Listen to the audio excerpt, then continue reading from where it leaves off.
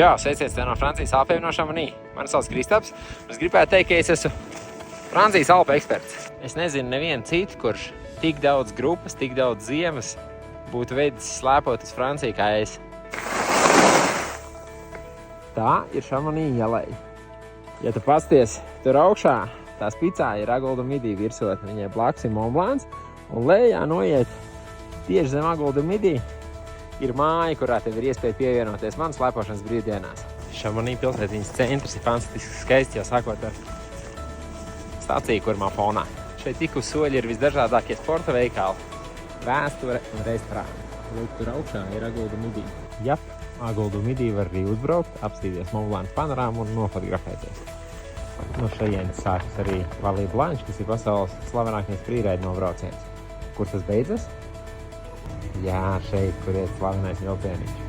Uz Mērķiglas pārdāja. Šeit arī jālās var trāpīt. Tā kā laba diena ir aizvadīta uz kalniem, tad ir laiks atpūtē pamērcēt ķermeni, miesu un pastīties vēl uz kalniem.